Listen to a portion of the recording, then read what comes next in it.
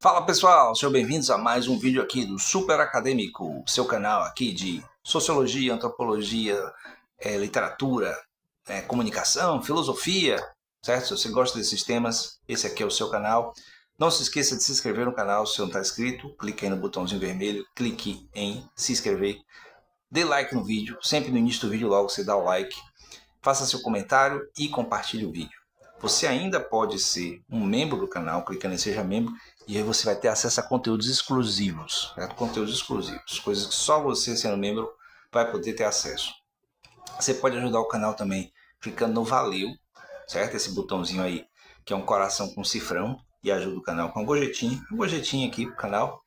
E você pode ser um apoiador do canal através do Apoia-se. É só clicar aí no primeiro link que está na descrição e você pode se tornar, se quiser, um apoiador do canal.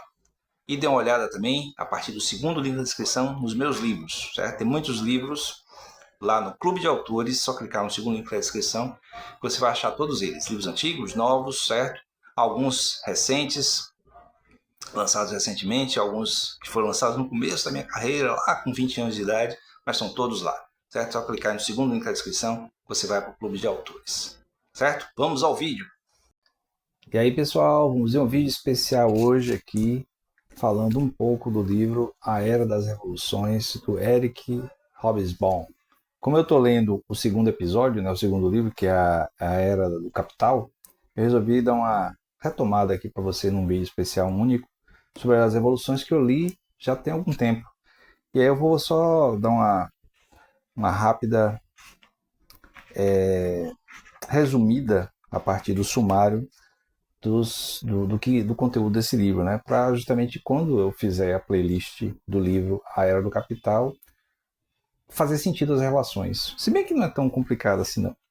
O Hobsbawm, né, que é um historiador super conhecido, né, de ideologia marxista, né, bastante assumida, tal, mas também um cara muito sério, muito racional naquilo que produz de produção historiográfica. Ele produziu essa série de 3 livros, né, chamado O Longo Século XIX, composto de 3 livros. Aí tem esse aqui, Era das Revoluções, que vai de 1789 a 1848. Depois tem a Era do Capital, que é o que eu estou lendo agora, que vai de 1848 a 1875. E depois a Era dos Impérios, que é de 1875 até 1914, certo? Aí depois tem o outro livro dele, né, que é A Era dos Extremos, que é do curto século XX, que vai de 1914 a 1991. Bom, a Era das Revoluções trata basicamente de 2 grandes revoluções que atingiram basicamente a Europa, mas obviamente com repercussões no mundo todo ao longo do século XIX, né, que é a Revolução Francesa, tá aqui a capa, né,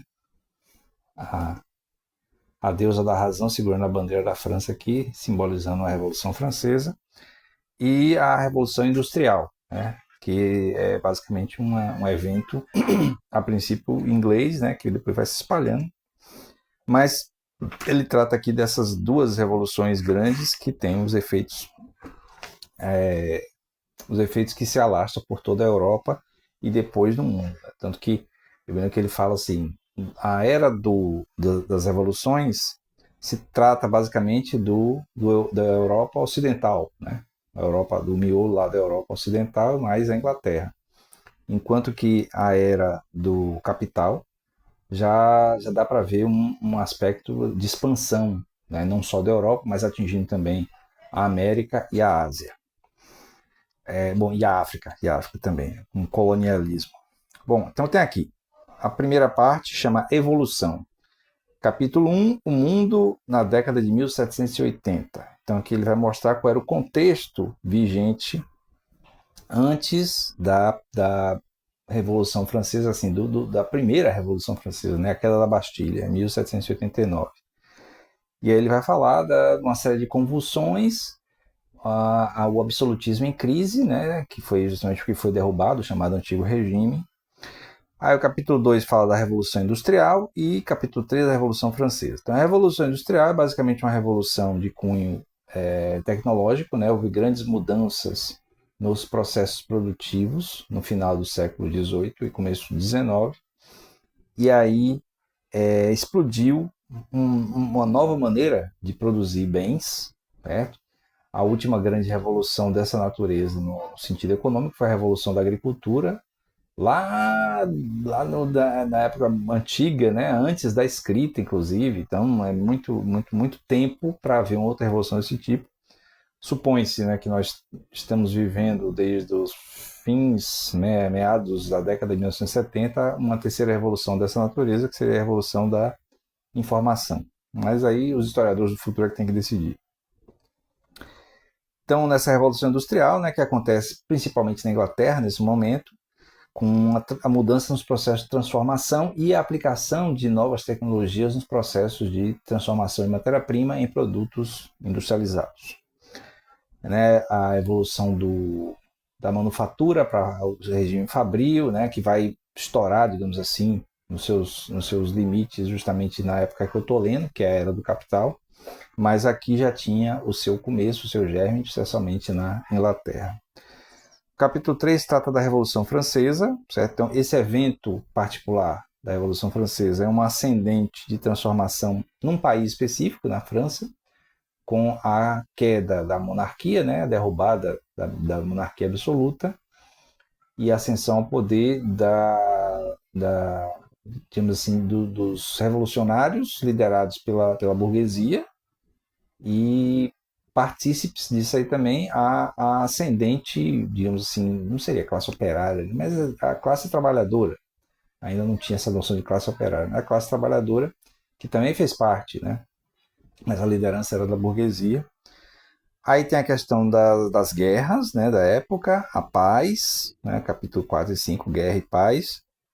Deixa eu ver, se eu não me engano. O livro do Dostoiévski, o do Dostoiévski, né, Guerra e Paz, é justamente durante a época das guerras napoleônicas. Né? As revoluções, então está tratando de outras revoluções, o nacionalismo, aí nacionalismo eu não me lembro exatamente o que é que ele trata, mas eu me lembro que na Era do Capital ele trata também de nacionalismo, que foi se tornando cada vez mais presente nas ideologias dos países europeus. Capítulo 8, né? Resultados das revoluções. A Terra. Então, que eu me lembre bem, aí bem do espírito marxista dele, a Terra passa a ser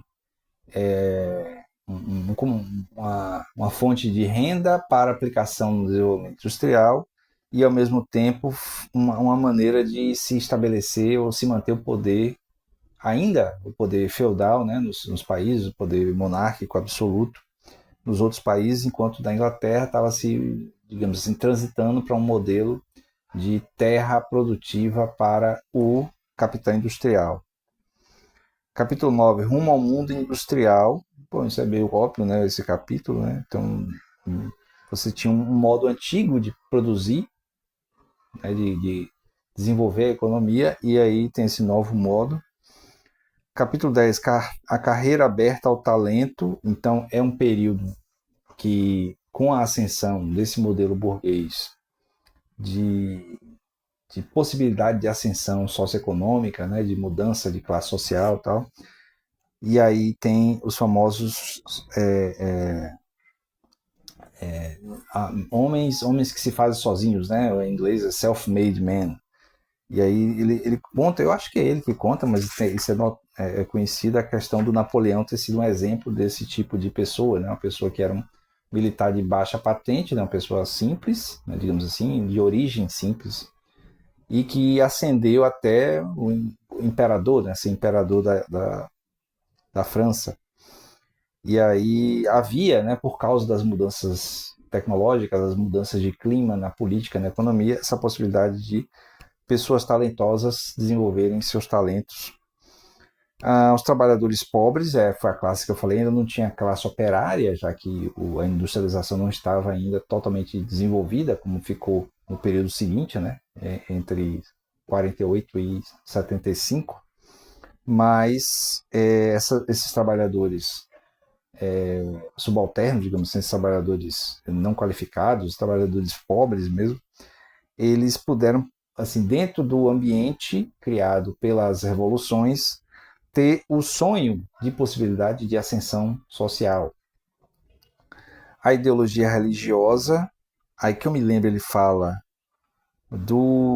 da predominância do, do discurso religioso cristão em disputa o católico com o protestante, sendo que a resposta francesa revolucionária foi justamente essa ideia de uma ideologia secular, né?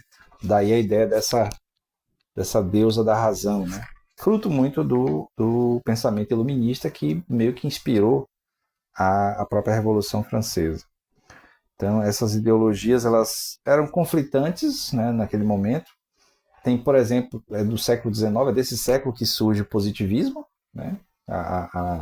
A filosofia originada lá do Augusto Comte, né, que teve vários seguidores até hoje, né, está na nossa bandeira do Brasil aqui.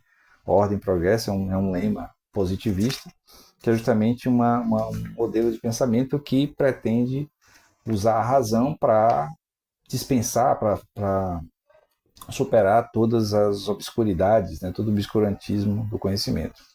Bom, aí tem as artes, aí eu realmente não lembro do que é que ele trata nas artes, mas com certeza as artes são atingidas historicamente pelas mudanças, né, sociais, as mudanças econômicas. Eu lembro bem que aí é uma coisa em paralelo, pode estar, pode não estar aqui, acho que está, que é a coisa dos músicos, né, dos músicos, aqueles compositores hoje clássicos famosos, né, como Mozart e Beethoven, e que nesse momento de transição eles vivem, eles estão existindo nesse momento de transição, né? Não são ambos alemães, né? Austríacos, alemães, mas a Áustria, né, não tinha Alemanha, né? Mas o Império Austríaco, tal, sofreu também da influência desses processos revolucionários. E aí eu me lembro que comparado como o Mozart, ele não conseguiu se tornar uma espécie de grande compositor da corte, enquanto Beethoven ele pôde, num ambiente mais favorável, se tornar um grande compositor, atingindo um público maior, né? E não ser exclusividade do gosto do rei, né? Da corte. Isso aí seria uma expressão dessa mudança, né? De como um certo modelo social, socioeconômico lidar com a arte. Bom, aqui ele colocou uma conclusão. Tem a ciência, né, também, mas a conclusão rumo a 1848. Em relação à ciência, acho que a grande contribuição realmente são as grandes descobertas que foram feitas, especialmente no ramo das tecnologias de uso de vapor, né, uso do carvão, e as máquinas inovadoras, né, para transporte, né, a invenção do trem, né, a máquina de ferro, né, o trem.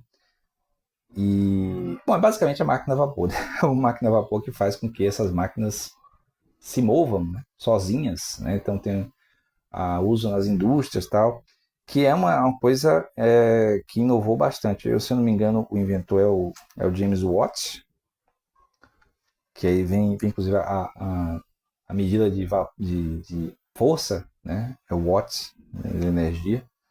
Eu não sei, realmente eu não vou garantir para vocês que seja exatamente isso, mas eu sei que assim, um dos elementos mais importantes relacionados com a questão da ciência nessa época é justamente a invenção das máquinas a vapor. Deixa eu ver aqui, 435. Aqui ele desenvolve muito mais coisas sobre a ciência, né? As descobertas aqui das teorias do Malthus, que é uma teoria econômica, fala do Newton, que apesar de ser no século anterior, né, século XVII, mas de qualquer jeito há uma predominância das ideias. Fala do Lavoisier, né, na química, fala do Faraday em relação à eletricidade e magnetismo, se bem que a eletricidade vai ser mais dominada um pouco mais para frente, mas de qualquer jeito tem isso. E aí você tem todo um ambiente propício para a criatividade, né, a pesquisa, o que contrasta com os períodos anteriores em que a ciência podia ser considerada uma ameaça tanto ao poder político, né, vigente, quanto ao poder religioso, já que muitas vezes a ciência acabava negando as crenças religiosas. Certo? Então isso aqui é só um resumo aqui de Eras das Revoluções. Não vai ter playlist desse livro aqui, é só um resumo porque brevemente, né, em algum momento aí desse ano de 2026, deve começar a playlist do livro seguinte do Hobsbawm, que é A Era do Capital. Certo? Valeu! Então foi isso aí, gente. Espero que vocês tenham gostado do vídeo de hoje, certo? Não se esqueça de se inscrever no canal, dê like no vídeo, comente e compartilhe. Não se esqueça também que você pode ser um membro do canal clicando em Seja Membro, tá logo aí embaixo. Você pode ajudar o canal através do Valeu, esse coraçãozinho com cifrão, clique nele, dê uma ajudinha pro canal. Você pode ser um apoiador do canal através do Apoia-se, certo? Primeiro link na descrição, você vai para o Apoia-se e se torna um apoiador do canal. Vá lá, dê uma olhada para você ver que o projeto é interessante. E dê uma olhada também nos meus livros, certo? Aí no segundo link da descrição você vai achar o caminho para o Clube de Autores, onde tem todos os meus livros. De lá você pode ir para a Amazon, se você quiser.